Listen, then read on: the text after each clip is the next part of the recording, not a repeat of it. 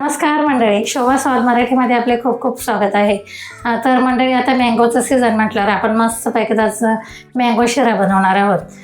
तर एकदम छान आणि सोपी कृती एकदम. तर तुम्ही बघू शकता, व्हिडिओ स्किप न करता तुम्ही व्यवस्थित पूर्ण व्हिडिओ बघा. आणि आज आपल्या आता मँगोचं सीझन म्हटल्यावर नवनवीन रेसिपी बघण्यासाठी सबस्क्राईब करा, लाईक करा, शेअर करा.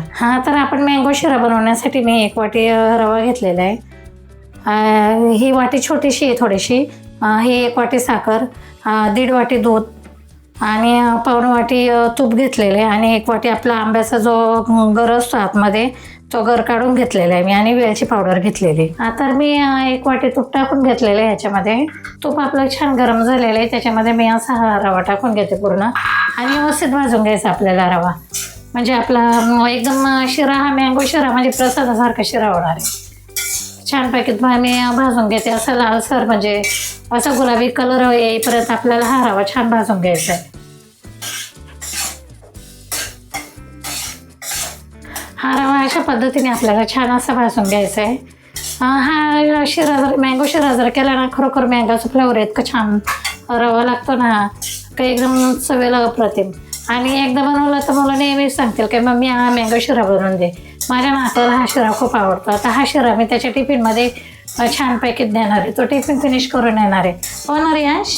एकदम छान असं लालसर भाजून घेतलेलं आहे मी. आता त्याच्यामध्ये ना, ते आपण जी वाटी घेतली होती रव्याची, तेवढी वाटी आपण दुधाची घेणार आहोत. तर मी टाकून घेते थोडंसं.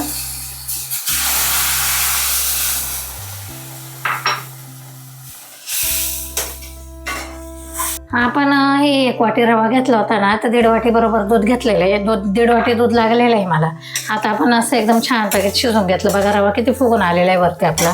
तर मी आता त्याच्यामध्ये ना, आपण जो आंब्याचा घेव होता, तो आंब्याचं गर काढून घेतलं होतं ना आपण, तो असं काढून घेते मी छानपैकी. मग असं आपण सर्व आपण आता एकत्र जेव मिळून घेऊ त्याचं, म्हणजे आंब्याचा फ्लेवर छान येईल आपल्याला. या पद्धतीने मी आता सर्व एकत्र करून घेणार आहे. तुम्ही बघू शकतात किती छान कलर आलेला आहे आपल्याला. आंब्याचा सुगंध इतका घरामध्ये पूर्ण घरभर असा सुगंध सुटलेला आहे. हे साजूक तूप आणि रवा म्हटलं एकदमच छान सुगंध. 1 वाटी रव्याला बरोबर 1 वाटी साखर टाकून घेतलेली. ती टाकून मी घेते, कारण ही साखर आहे ना रव्यामध्ये अगोदर नाही टाकायची आपल्याला. कारण का माहिती का, हा रवा आहे ना एकदम चिकट होतो. साखर आपण नंतर टाकले तर रवा एकदम आपला मोकळा आणि सुटसुटीत होतो. म्हणून साखर हे कधी पण लेट टाकायची. तर मी अर्धा चमचा वेलची टाकून घेतलेली आहे. एकदम म्हणजे सुगंध आपला छान येईल म्हणून मी वेलची पण पण तुमच्या मनावर आहे, कारण तुम्हाला फक्त आंब्याचा फ्लेवर पाहिजे असेल ना, तर तुम्ही वेलची टाकू नका. पण मला वेलचीचा सुगंध रव्याला खूप आवडतो, त्यामुळे मी वेलची टाकलेली आहे. तर आता मी थोडंसं असं झाकण लावून ठेवते, म्हणजे 5 मिनटं नाही, 2च मिनटासाठी आपण एक वाफ काढून घेणार आहोत. तर मंडळी, तुम्ही अशा पद्धतीने जर मँगो शिरा बनवला ना, आठवड्यातून 2-3 वेळा तरी नक्कीच बनवले, तरी माझी पूर्ण 100% काय 200% खात्री आहे माझी. एकदम छान प्रसाद झालेला आहे बघा आपला, एकदम मोकळा असं. म्हणजे मँगो शिरा एक प्रकारचा, उन्हाळ्यामध्ये मँगो शिरा नक्की करून खावा. कारण आपण मँगो नाही खाल्लं तर आपल्याला उन्हाळा कसा असं म्हटलं तरी चालेल. सीझनमध्ये प्रत्येक वस्तू खाल्ली जाते जोमाने.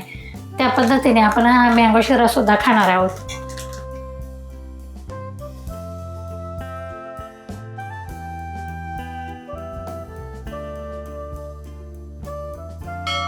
अरे आपला मँगो शिरा कसं झालंय खाऊन बघ जरा. तुला टिफिनला न्यायचं आहे ना? बघ बरं कसं झालंय.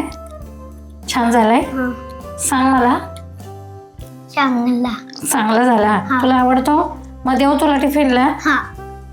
तर मंडळी, लहान मुलांसाठी हा शिरा टिफिनला किंवा सकाळी नाश्त्यासाठी खूप छान शिरा आहे. मँगो शिरा म्हणजे असं वाटतं की मँगोज खाल्ले, खरोखर इतका सुंदर शिरा लागतो हा. तर मंडळी, तुम्हाला व्हिडिओ आवडल्यास लाईक करा, शेअर करा, सबस्क्राईब नक्की करा. सबस्क्राईब करायला अजिबात विसरू नका, कारण नवीन यूट्यूबरला एक सबस्क्राईब, एक लाईक म्हणजे इतकं महत्त्वाचं आहे ना, का खरोखरच त्याचं महत्त्व मला आज कळते. आणि माझं ऐकून तरी प्लीज तुम्ही सबस्क्राईब करा, शेअर करा आणि लाईक करा.